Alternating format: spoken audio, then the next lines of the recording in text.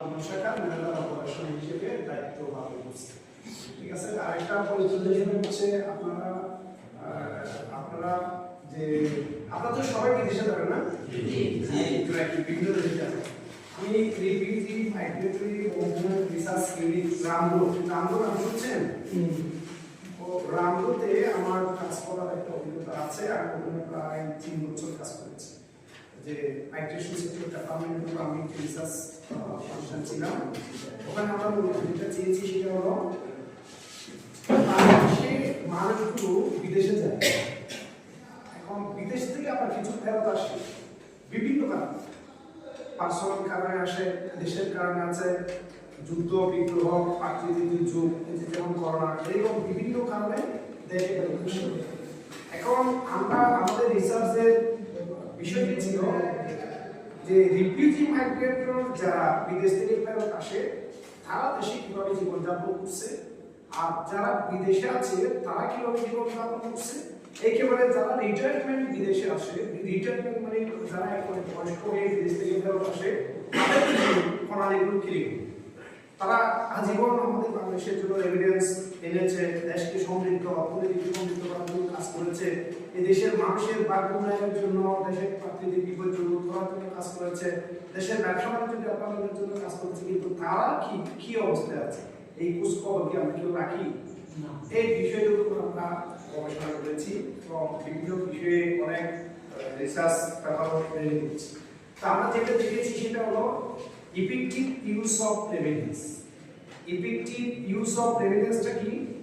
আপনারা কেউ যদি 10,000 টাকা বিদেশ থেকে কিভাবে ব্যবহার করেন, বা ধরে নেন আপনার বেতন 50,000 টাকা অথবা 1 লাখ টাকা, আপনি 50,000 টাকাটা কিভাবে ব্যবহার করেন?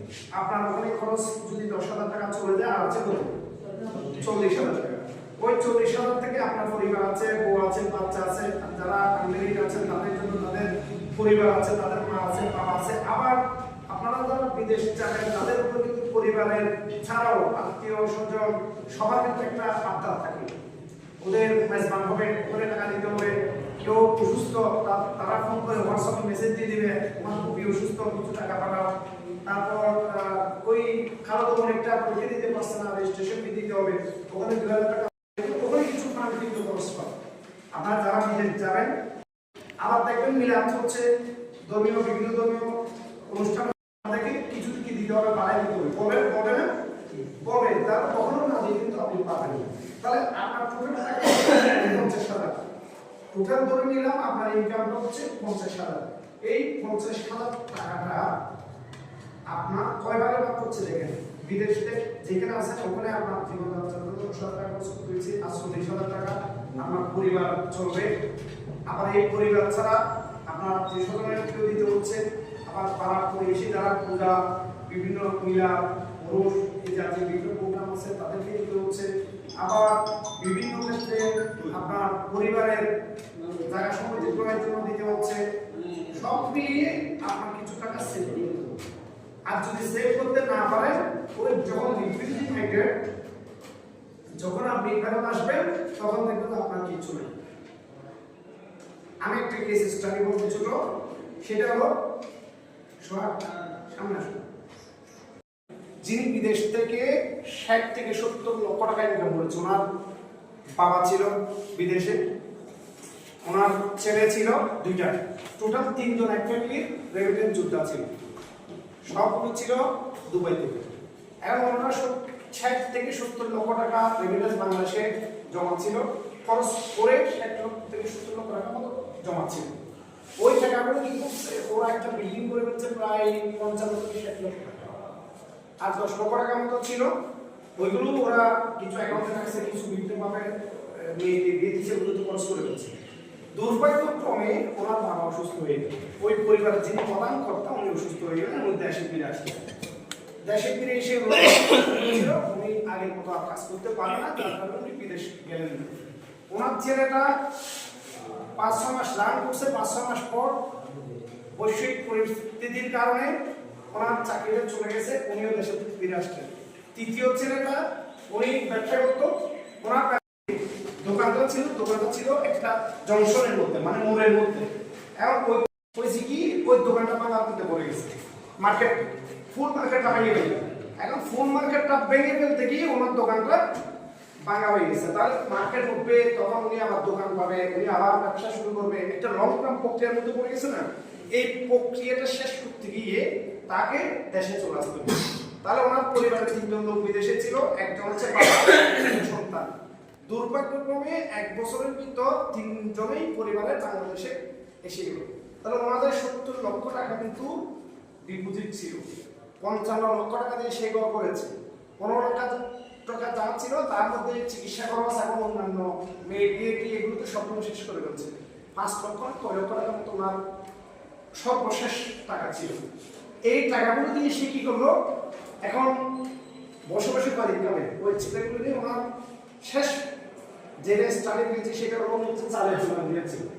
উনি একটা চাল মানে ওই যে একটা ব্যাংক গাড়ি কিনেছে, এটা একটা চরম ঠিক করে একটা বিষয় আপনাকে মনোযোগ দিয়ে শুনেন। একটা ব্যাংক গাড়ি কিনেছে, গ্রামে গ্রামে গিয়ে বিভিন্ন বাড়ি বাড়ি থেকে দান সংগ্রহ করতো, চাল সংগ্রহ করতো, ওইগুলো দান রেখে চাল বানাই সে পাড়ার পাড়া গিয়ে কি করতো, বিক্রি করে জীবন চালাইতে হচ্ছে। সর্বশেষ আমরা ওনার ঘরটা ভিজিট করার সৌভাগ্য হয়েছিল। ওই ঘরটা থেকে আমরা যেটা দেখেছি সেটা হলো এমন পরিস্থিতি হয়েছে যে 55 লক্ষ টাকা দিয়ে ঘর করেছে 10 বছর আগে। চিন্তা করেন 10 বছর আগে 55 লক্ষ দিয়ে বিশাল বড় গ্রামের মধ্যে বিশাল বাড়ি, অনেক জায়গা সম্পত্তি আছে, মানে বাড়িটা মাঝখান থেকে বিশাল বড় টাইলস দিয়ে একদম আধুনিক ঘরটা ঘুরে ঘুরে কোনোরকম জীবনটা চালাচ্ছে। যে লাইটগুলো লাগাইছে প্রথমে ওই লাইট যে নষ্ট হয়েছে, একটা লাইট থাকবে, অথচ তার কাছে 70 লক্ষ টাকা ছিল। তাহলে ওই এমন ভাবে আপনাকে রেভিডেন্সটা ব্যবহার করতে হবে যে কোনো বিপদে যে কোনো ঝুঁকিতে আপনার জীবনটা যেন নিরাপদ থাকার আছে, কিন্তু একটা লাইট লাগানোর তার ক্যাপাসিটি নেই। এটাকে আমরা কামনা করি ভালো অফিসারের সাথে যোগাযোগ থাকতো। উনি নিচ্ছে শুধু 3 জন থাকে, 3000 স্কয়ার ফিটের বিল্ডিং মানে চিন্তা করছেন উনি কি করা উচিত। 8টা বিষয় কথা থাকতে হবে, অ্যাকাউন্ট করতে হবে 2টা, অ্যাকাউন্ট করতে হবে কয়টা, 2টা। কেন অ্যাকাউন্ট দুটা করবেন, একটা অ্যাকাউন্ট থাকবে আপনার পরিবারের নামে, পরিবার মানে আপনার ওয়াইফ থাকবে ওয়াইফের নামে, আপনার হাজবেন্ড থাকবে হাজবেন্ডের নামে, ও আপনার মা বাবা, ঠিক আছে। এর মধ্যে আপনার পরিবারের যেটা খরচ প্রতি মাসে হয় যেটা দরকার ওটা আপনি পাঠিয়ে দিবেন, বাকি টাকাটা আপনার অ্যাকাউন্টে রাখবেন। এখন আধুনিক সুযোগ সুবিধা আছে ব্যাংকে, তো আপনারা সবাই জানেন ইন্টারনেট ব্যাংকিং আছে। আমরা মার অ্যাকাউন্টে চলে গেছি, ওখানে গিয়ে ব্যাংক থেকে তুলে নিতে পারছি। কোনো সমস্যা আছে? কোনো সমস্যা নেই। তো এই বিষয়টা আপনার কি রাখতে হবে, মাথায় রাখতে হবে। আর যদি আপনি সব টাকা যদি বাড়িতে পাঠিয়ে দেন ওনার থেকে খরচ করবে, কেন খরচ করে ফেলবে, আপনার মা বা আপনার ওয়াইফের অ্যাকাউন্টে যখন টাকা থাকবে তখন আপনার ওয়াইফ যে কোনো কেউ টাকা চাইলে বলবে টাকা তো আছে দিয়ে দাও, টাকা তো আছে কি করো দিয়ে দাও। ওই যে পূজার জন্য টাকা চাইছে, মিলাদের জন্য টাকা চাইছে 5000 টাকা, এখন টাকা যখন থাকলে মাথা কিন্তু পজিটিভ কাজ করবে।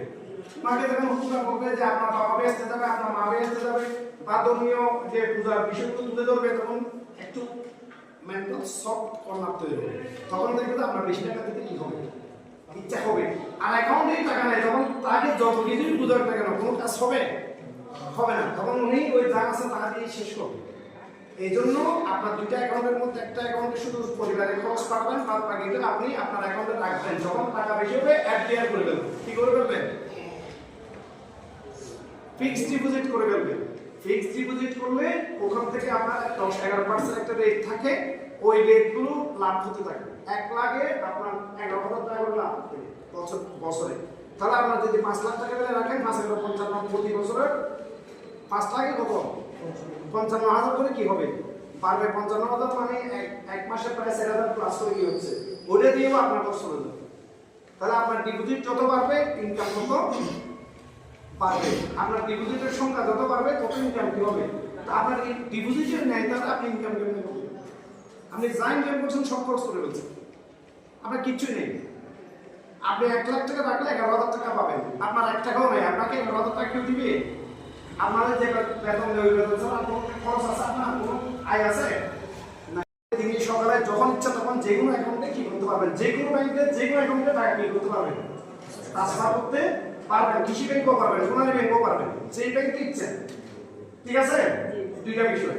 আরেকটা বিষয় হচ্ছে আপনার টাকা পাঠানোর সময় অবশ্যই অবশ্যই ব্যাংকের মাধ্যমে পাঠাবেন। কেন পাঠাবেন?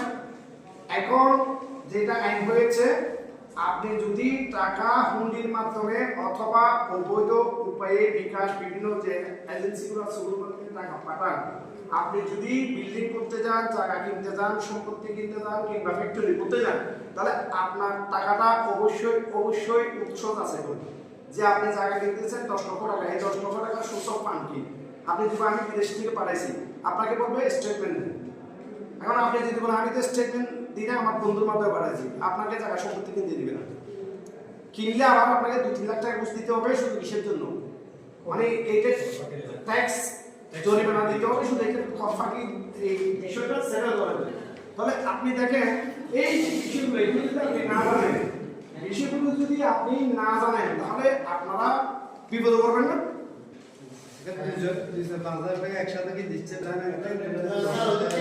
আমি বলি আপনার এটা যে ক্রাইসিস মোমেন্ট ছিল ইসলামে একটু প্রবলেম করছে, যেটা 80,000 কোটি টাকা পাস হয়েছে না, ওই পাসারের জন্য এসআইবিএল ফার্স্ট কিছু কিছু ব্যাংকে একটু প্রবলেম হয়েছে। এগুলো এখন মোটামুটি সলভের দিকে। আলাদা স্টেট ব্যাংকে কোনোদিন কোনো সমস্যা ছিল না, এখন নেই। আপনারা যারা আলাদা গেছেন জানি না কেউ গেছেন কিনা, মানে 2 মিনিট ওয়েট করতে হবে। আপনার 10 লাখ 20 লাখ লাগছেন, আপনি বাংকে হচ্ছে গেছেন, আপনাকে সাথে সাথে ভেঙে দিন, বুঝছেন?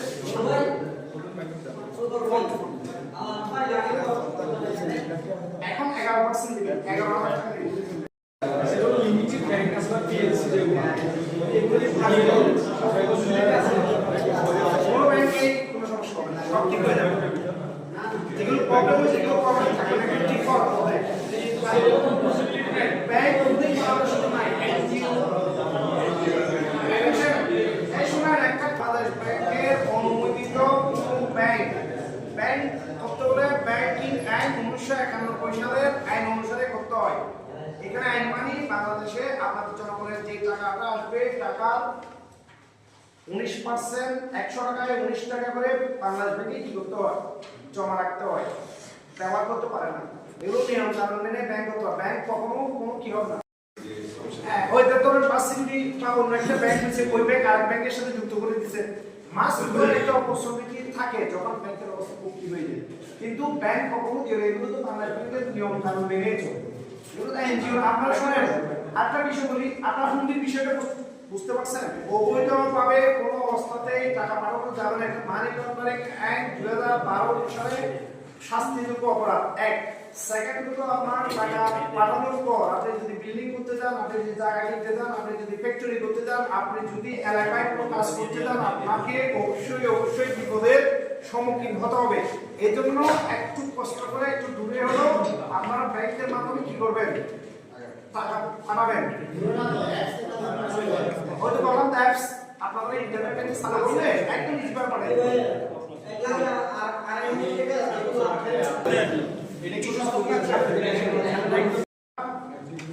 ইফেক্টিভ ইউজ অফ রেভিডেন্স, আপনারা যে টাকাটা পাবেন টাকাটা সব ব্যবহার করবেন, এটা হলো ফার্স্ট কথা। আর যদি সব ব্যবহার না করেন, আমরা যদি সব টাকা খরচ করে ফেলাম, অথবা আপনাদের টাকা হইছে আপনার বন্ধুরা বলছে সবাইকে ফাড়ি দিয়ে দিল, টাকা পয়সা নিয়ে কবরে যাবে নাকি, এই কবরে যাবে নাকি, এই ধরনের নেগেটিভ মোটিভেশন দিয়ে আপনাদের টাকা সব শেষ করে এমন অবস্থায় আপনি করবেন কি বলে, তখন দেখবেন কোনো বন্ধুও পাবেন না, বান্ধবীও পাবেন না, মাও পাবেন না, বাবাও পাবেন না। আপনার টাকা চাইবে না, কেন জিজ্ঞেস করবে? আপনাদের যখন বুঝবে যে আপনি বিদেশে কি বিপদ আছেন, ঠিক কিনা বলেন? ঠিক হলে স্কিল ওয়ার্কার, আনস্কিল ওয়ার্কার হচ্ছে যারা কোনো কিছু জানে না। আমাদের দেশের একটা বড় প্রবলেম হচ্ছে আজকে 03 একটা থিওরি করছে ডক্টর ইউনুস, 03 অনেকে পড়ে থাকতে পারেন যে 03 কি থিওরিটা গতকালকে এটা বাংলাদেশ সরকারের পক্ষ থেকে পুরো বাংলাদেশ অনুমোদিত হয়েছে যে সরকারি এবং বেসরকারি সকল প্রতিষ্ঠান এই 03 থিওরিটা বাস্তবায়ন করার জন্য উদ্যোগ গ্রহণ করবে। জিরো-3টা কি? এটা বাংলাদেশে 2024 শেষের দিকে এসে বাস্তবায়নের প্রক্রিয়া শুরু করতে যাচ্ছে। অথচ ইতালি, ফ্রান্স, ফার্স্ট ওয়ার্ল্ডে যে দেশগুলো আছে, জার্মানি, ইউএস, ইউকে, বুঝছেন, এই দেশগুলো গত 10-15 বছর আগে থেকে বাস্তবায়নের প্রক্রিয়া শুরু করেছে।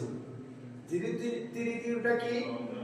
জিরো পভার্টি, অর্থাৎ শূন্য দারিদ্র। দেশে কোনো কি থাকবে না? দারিদ্র থাকবে না। তো কিভাবে দারিদ্র থাকবে না? সবাইকে ইনকামের রাস্তায় আনতে হবে। আর এটা হচ্ছে শূন্য আনএমপ্লয়মেন্ট, মানে কর্মহীন কোনো লোক থাকবে না। তো কর্মহীন লোক কিভাবে থাকবে না? দেশের সব তরুণরা বসে বসে রাস্তার ধারে ধারে মোবাইল টিপলে বসে বসে যদি আড্ডা দিই হবে? এখন ওনার থিওরি হলো যেটা ওয়ার্ল্ড ওয়াইড থিওরি, মানে শূন্য বেকারত্ব, শূন্য আনএমপ্লয়মেন্ট আর শূন্য কার্বন।